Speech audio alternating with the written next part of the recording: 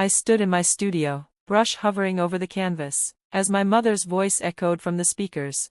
Sophia, darling, you simply must attend the opening. The Winston Museum is the most important thing to happen to this family since your great-grandfather founded Winston Industries. Your brothers worked so hard.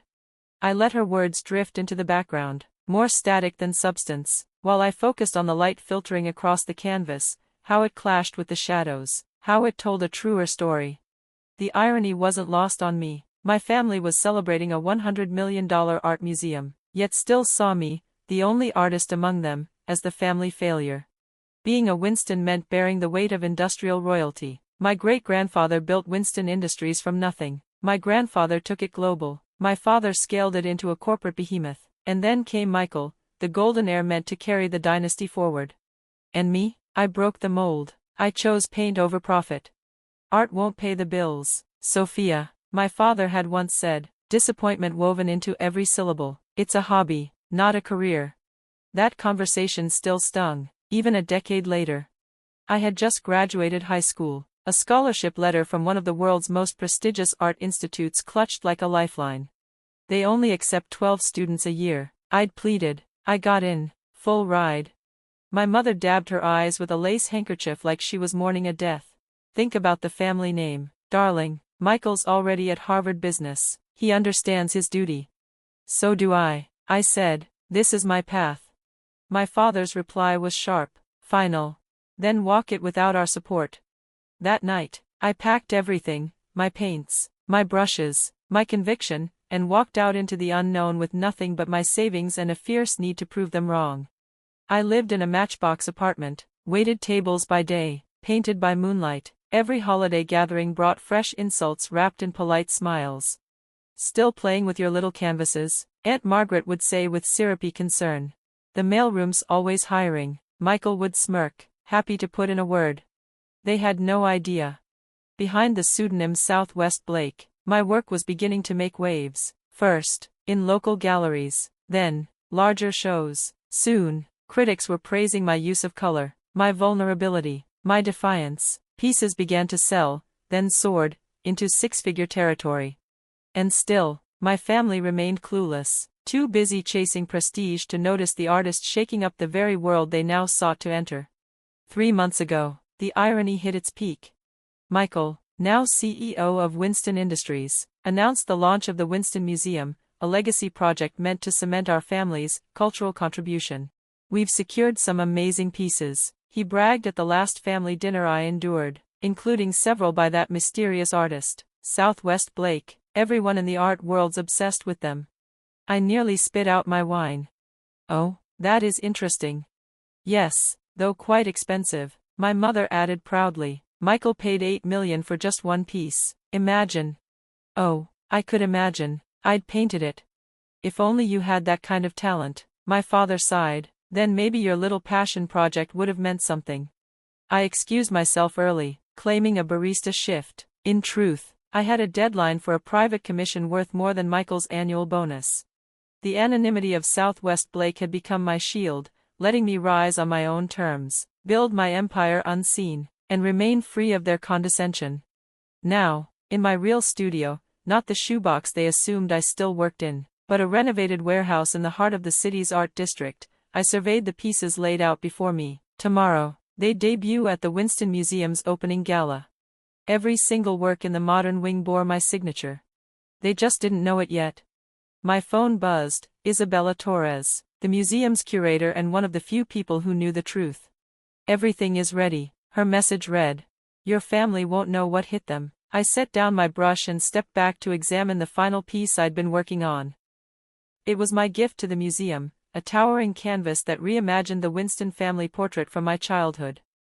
But in this version, the figures were cast in shadow, their features vague and blurred, like forgotten ghosts. All except one, a young girl with a paintbrush in hand, her face bathed in light, turned towards something brighter. My phone rang again. This time, it was Michael. Sophia, you're coming tomorrow, right? The whole family will be there. It would look bad if you weren't. I smiled, picturing the moment their carefully curated narrative would unravel. Don't worry, brother dear. I wouldn't miss it for the world. After hanging up, I wandered through my studio, through the gallery of my life. Paintings worth millions lined the walls. Each one carried a piece of me, the rejection, the nights spent painting until dawn, the unwavering belief that my voice mattered even when my family told me otherwise. A message from Isabella lit up my phone. Final walkthrough in an hour. Sure you're ready for this? I texted back one word, ready. Tomorrow, the truth would rise like a curtain. They would discover that the daughter they dismissed had become the very artist they had built an empire around. Every masterpiece in their gleaming new museum carried my name, even if they hadn't recognized it yet. But tonight, there was one more piece to complete.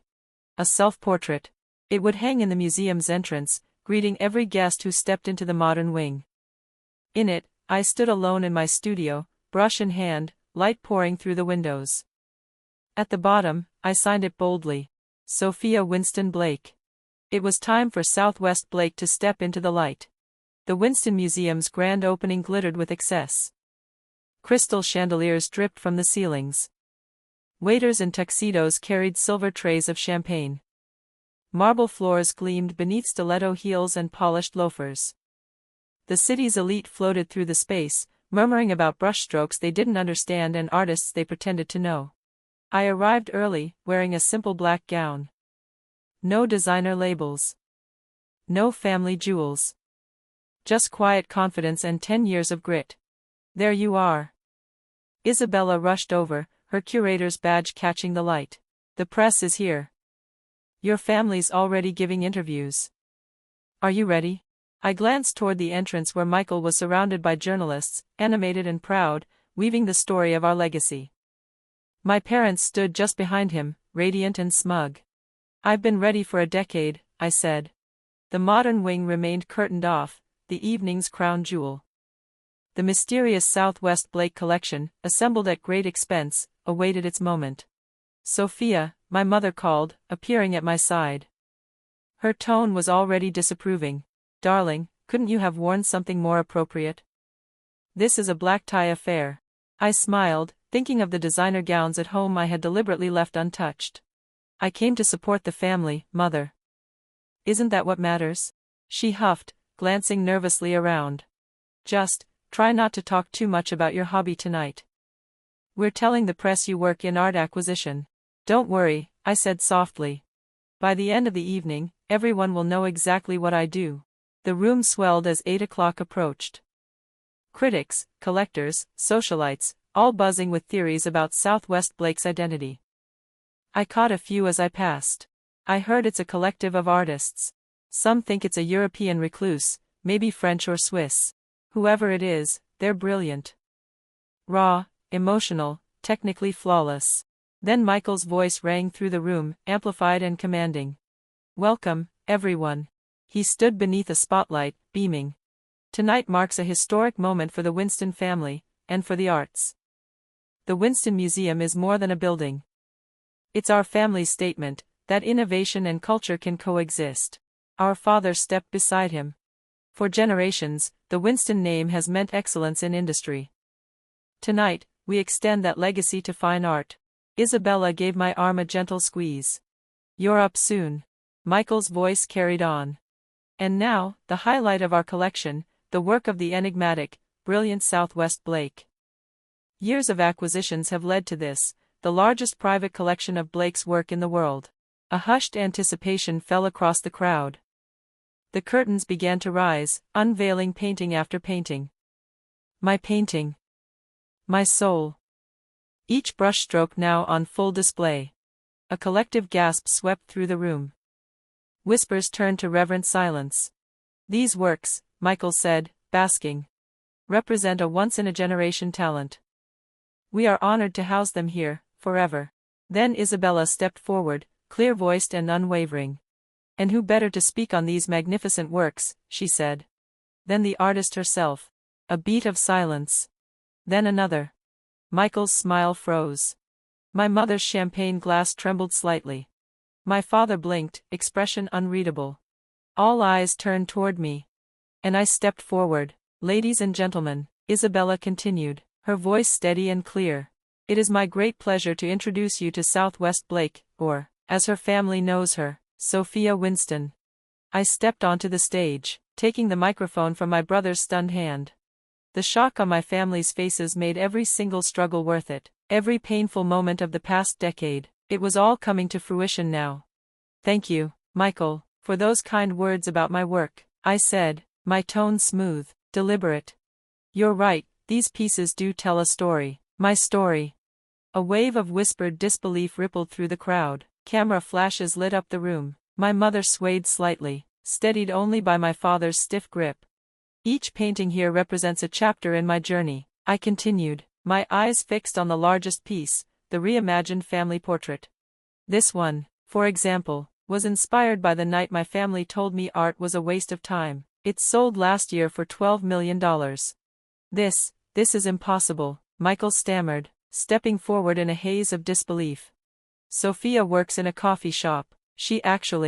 Sophia hasn't worked in food service for 8 years, Isabella interjected, her voice cutting through the tension.